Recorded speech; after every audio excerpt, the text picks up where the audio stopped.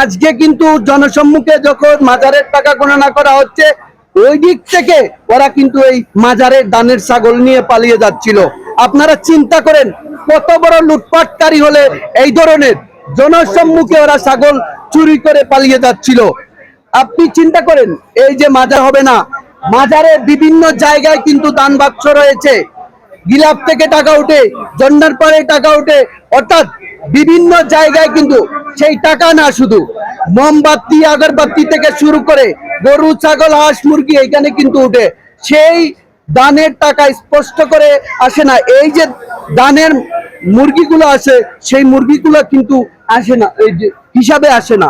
আপনি দেখেন যে ছাগল বিভিন্ন খাদেমদের বাসায় চলে যায়, হাঁস মুরগি উঠলে বিভিন্ন খাদেমদের বাসায় চলে যায়।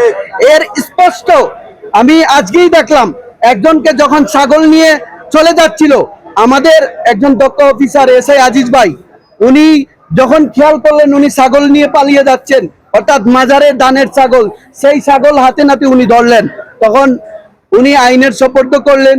এবং আপনি চিন্তা করেন আজকে কিন্তু যেই পরিমাণ ছিনতাইকারী আস্তানা, সবচেয়ে বড় সিন্ডিকেট সিলেট শহরে, সারা সিলেট শহরে এই ছিনতাইকারীদের প্রতিষ্ঠা কিন্তু জনগণ, সেই মাজারে কিন্তু এরা সবচেয়ে বেশি বসবাস করে।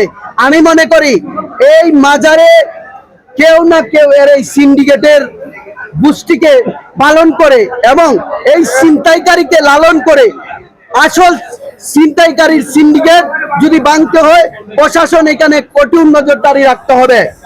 আপনি দেখেন পর্যটকরা আসলে এখানে কিন্তু পর্যটকে ওদের পকেট যে টাকা থাকে না বুঝলাম, কিন্তু ওদের টাকা সহ পকেটটা কেটে নিয়ে যায়।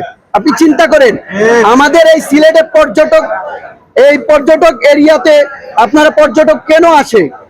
এখানে একটু শান্তির জন্য আসে, দেখার জন্য আসে, ভিজিট করার জন্য আসে, কিন্তু এই ছিনতাইকারী কবলে এসেই পড়ে, তখন তার সেই পর্যটন কিন্তু এখান থেকেই সমাপ্তি হয়ে যায়।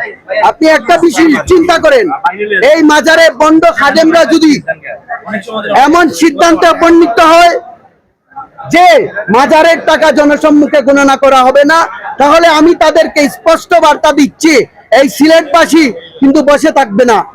এই মাজারের টাকা প্রতিনিয়ত যেভাবে গণনা করা হচ্ছে সেভাবে গণনা করা উচিত বলে আমি মনে করি, এবং সিলেটবাসী চাই সব সময় তাদেরকে সহযোগিতা করতে।